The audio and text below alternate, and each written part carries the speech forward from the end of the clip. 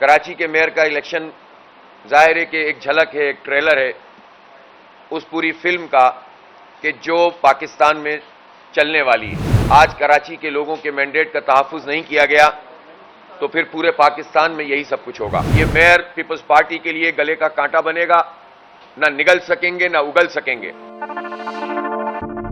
اگر کراچی جیسے شہر میں بالکل کھلے عام اس طرح سے دھاندلی کی جائے گی اور انسانوں کو لاپتہ کر کے، اغوا کر کے یا خرید و فروخت کر کے جو بھی طریقہ اختیار کیا انہیں وہاں الیکشن کے پروسیس میں آنے سے ہی روک دیا جائے گا، تو آپ سوچ سکتے ہیں کہ پھر ملک بھر میں الیکشن کیا ہوگا۔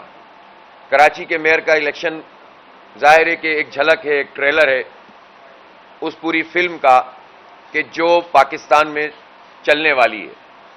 تو اگر آج اس کے آگے بند نہیں باندھا گیا، آج کراچی کے لوگوں کے مینڈیٹ کا تحفظ نہیں کیا گیا تو پھر پورے پاکستان میں یہی سب کچھ ہوگا۔ اس لیے کل الیکشن کمیشن کے دفتر کے قریب ایک بہت بڑا احتجاج اس بات کی علامت ہے کہ اب یہ تحریک پورے ملک میں انشاءاللہ پھیلے گی اور سب سوال کریں گے کہ یہ مینڈیٹ پہ ڈاکہ کیسے پڑا ہے، یہ کراچی شہر پر کیوں اس طرح قبضہ کیا گیا ہے۔ پیپلز پارٹی جس کا مینڈیٹ ہی نہیں ہے کراچی میں، جس کے ووٹوں کی تعداد جو کل ڈالے گئے ووٹوں کا یوں سمجھ لے کہ 20% بھی نہیں بنتی، اور جماعت اسلامی جو سب سے زیادہ اس نے ووٹ لیے، سب سے زیادہ سیٹیں لیں، سب سے زیادہ وارڈ اس نے جیتے، منتخب نمائندے بھی سب سے زیادہ ہیں، اس جماعت اسلامی کو اور پھر اس کے ساتھ جب پاکستان تحریک انصاف نے الائنس کیا تو پھر جو کونسل تھی اس کے وہاں بھی نمائندگی ہماری بڑھ گئی۔ تو وہ کوئی ایسا الیکشن نہیں تھا کہ جس میں لوگوں کو باہر سے آ کر ووٹ ڈالنے تھے، بلکہ وہ نمبرز طے شدہ تھے۔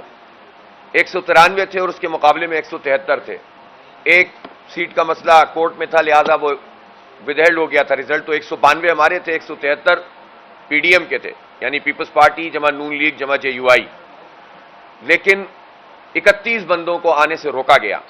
اب جس وجہ سے بھی روکا گیا، ان کو خریدا گیا تو ہارس ٹریڈنگ میں آتا ہے، وہ بھی خلاف ضابطہ، خلاف قانون، خلاف آئین، جمہوریت پہ شبخون ہے۔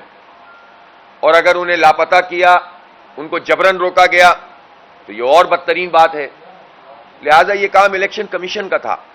ہم نے ان کو خطوط لکھے اور انہوں نے اس کے جواب میں اب جا کر چند خط ان کے ملے ہیں، جس میں ایک صرف کام کیا تھا انہوں نے، الیکشن کمیشن کے ایک ڈائریکٹر صاحب نے چیف سیکرٹری کو لکھا تھا کہ سب کی حاضری کو یقینی بنایا جائے۔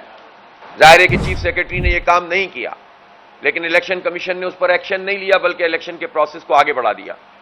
ہم نے انڈر پروٹیسٹ حصہ لیا اور میں نے اس نتیجے پر اپنے ہاتھ سے لکھا تھا کہ یہ ایبسنس آف 31 ممبرز یہ جو موجود ہے، اس کی موجودگی میں یہ رزلٹ ظاہر ہے کہ انڈر پروٹیسٹ رزلٹ ہے۔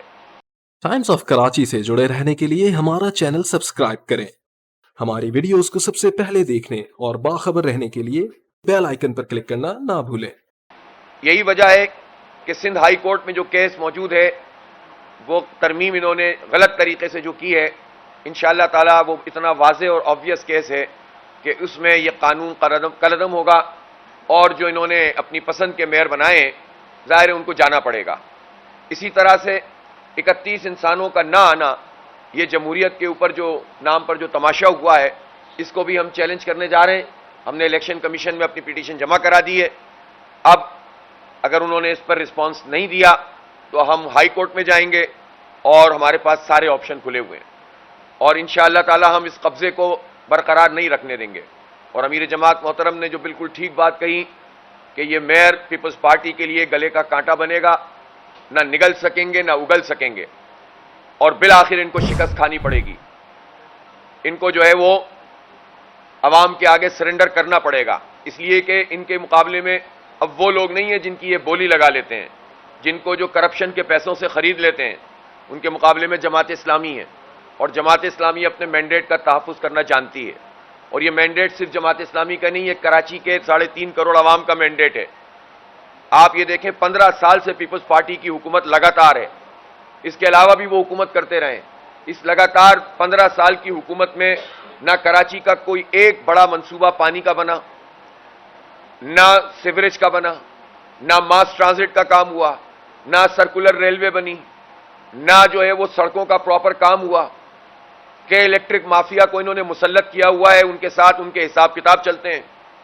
کوئی ایک چیز بتائیں جو اہل کراچی کو جس سے فائدہ ہوا ہو.